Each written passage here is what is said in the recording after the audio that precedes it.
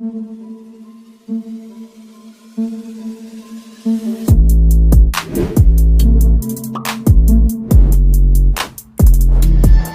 दोस्तों, scary story official में आप सबका स्वागत है।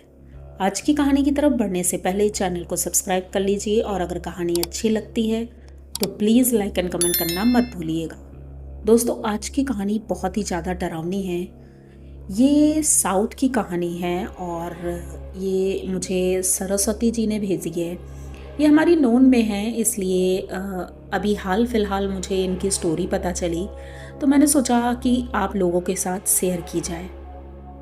तो ये कहानी मैं सरस्वती के पॉइंट ऑफ व्यू से ही आप लोगों को सुनाऊंगी। तो चलते हैं सरस्वती के पास। मेरा नाम सरस्वती है और मेरी उम्र लगभग 15 साल है। मैं इस बार 10th में गई हूँ और पढ़ाई में एवरेज ही हूँ, ज़्यादा अच्छी भी नहीं। तो घर के ज़्यादातर काम मैं कर लेती हूँ और मेरा कोई भाई नहीं है, एक छोटी और बहन है, इसलिए बाहर के कोई भी काम होते हैं तो मेरी अम्मा मुझे ही भेजती है।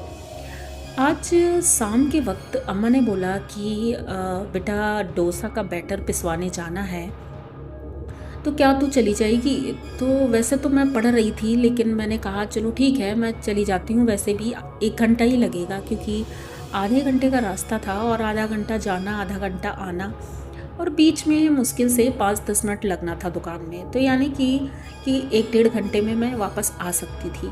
तो मैंने अम्मा से बोला ठीक है अम्मा, आप वो बैटर मुझे एक झोले में करके दे दो, मैं पिसवा कर ले आऊँगी।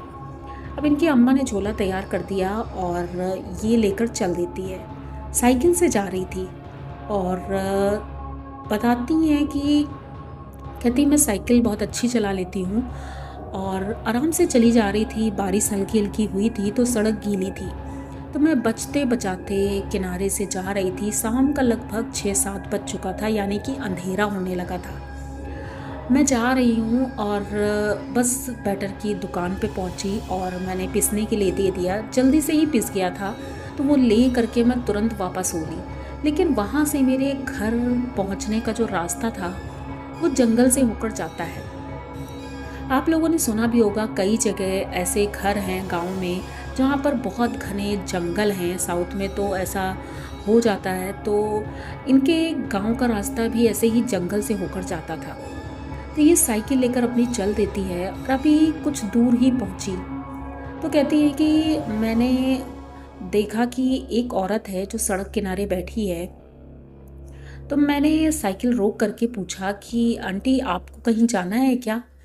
तो वैसे मैं किसी से पूछती नहीं थी कभी, लेकिन आज पता नहीं क्यों मन में आया और मैंने साइकिल रोक दी।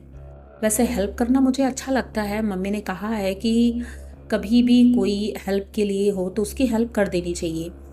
तो मैंने सोचा कि चलो ठीक है, अगर आंटी को हेल्प की ज़रूरत होगी तो मैं अपनी साइकिल में उन्हें लिफ्ट दे दूँगी। अब ये उनसे पूछती है कि अम्मा मतलब कहीं जाना है क्या? तो वो कुछ बोलती नहीं है। अब ये थोड़ी दूर और जब चलने लगती है कि अब वो सुन ही नहीं रही हैं तो क्या कर सकते हैं।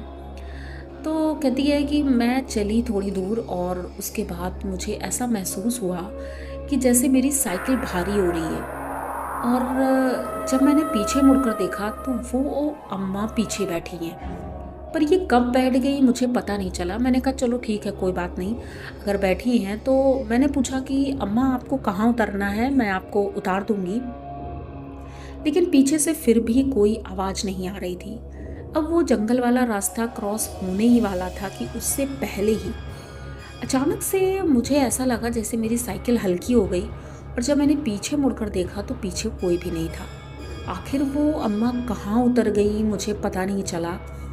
लेकिन मैंने कहा चलो ठीक है उतर गई होंगी, और क्योंकि रास्ता बहुत ख़राब था, ऊबड़ खाबड़, तो हो सकता है उसी धक्के में मुझे पता ना चला हो।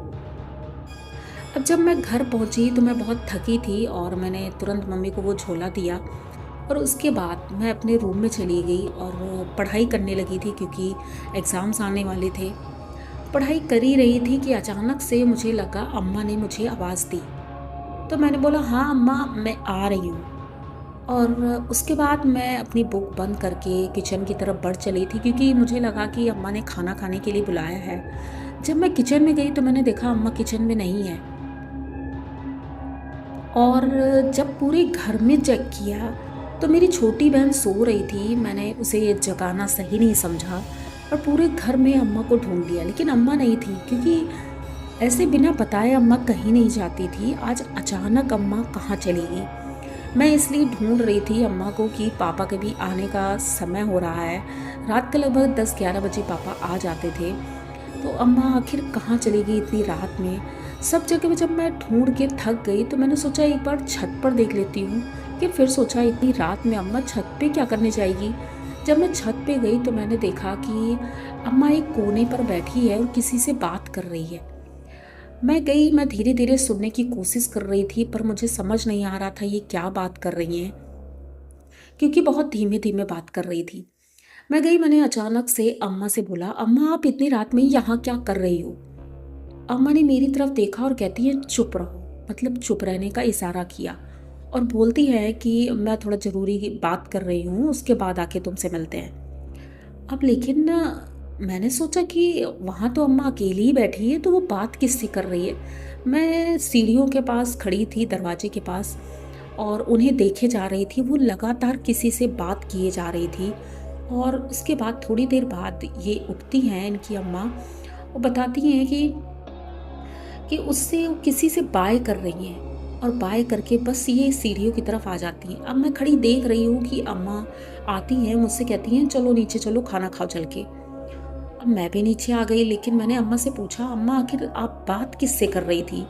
तो अम्मा कहती हैं अरे वो हमारे पड़ोस में ही एक रहने आई हैं आंटी, उन्हीं से बात कर रही थी।